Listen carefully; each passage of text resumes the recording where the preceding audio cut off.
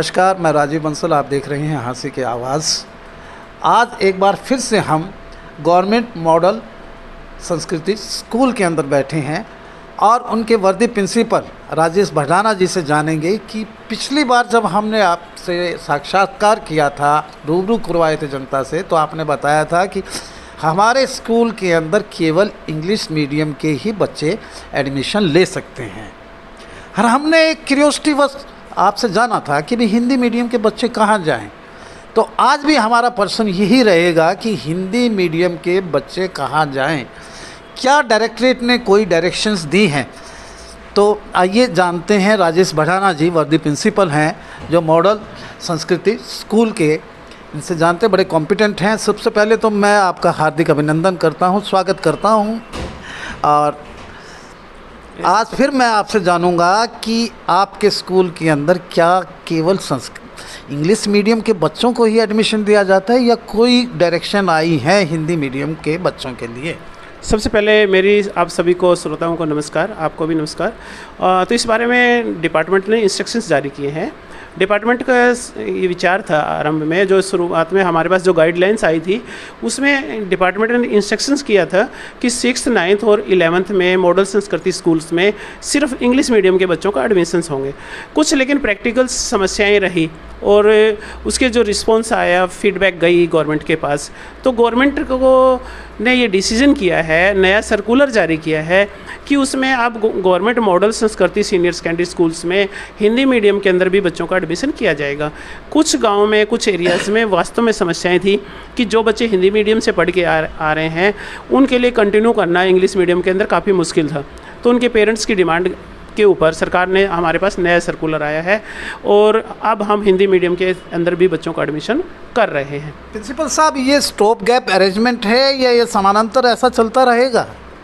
आगे तो भविष्य की सरकार की योजनाएं हैं, लेकिन अब जिस हिसाब से फीडबैक के ऊपर, बेसिस के ऊपर जो निर्णय किया गया है वो इस तरह से इतनी आसानी से चेंज नहीं होते। गवर्नमेंट के ऊपर, गवर्नमेंट जो भी डिसीजन करती है काफ़ी रिसर्च के बेसिस के ऊपर करती है।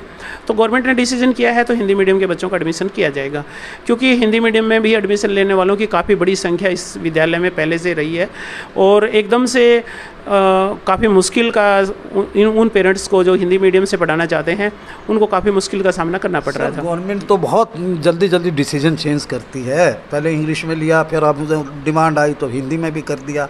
तो आप तो कह रहे हैं कि जल्दी डिसीजन नहीं लेती।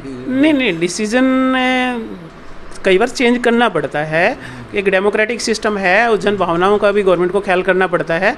और गवर्नमेंट की सोच भी थी कि भी जैसे आजकल, क्योंकि समाज में, सोसाइटी में क्रेज़ था इंग्लिश मीडियम का, कि इंग्लिश मीडियम के अंदर बच्चे CBSE के अंदर क्वालिटी बेसिस एजुकेशन मिले और पेरेंट्स इससे मॉडल स्कूल्स की ओर अट्रैक्ट भी हो रहे थे।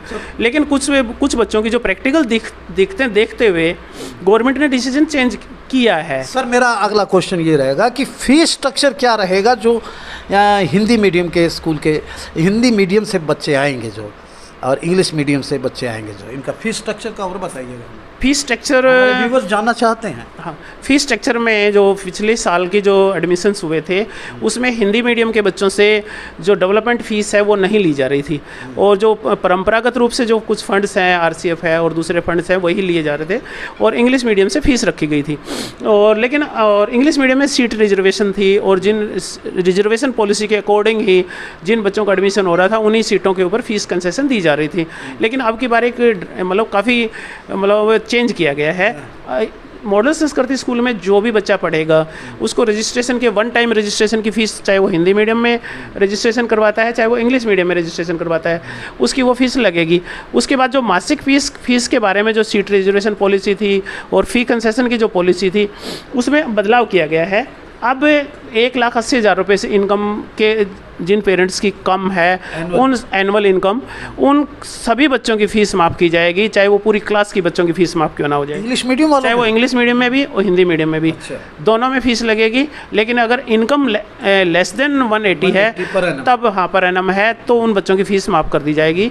चाहे अगर हमारे पास पूरी क्लास ही 180 से कम की है इनकम वाले, तो उन सभी बच्चों की फ़ीस माफ़ कर दी जाएगी। अब हिंदी मीडियम में कौन कौन सी क्लास के इनरोलमेंट करने जा रहे हैं आप?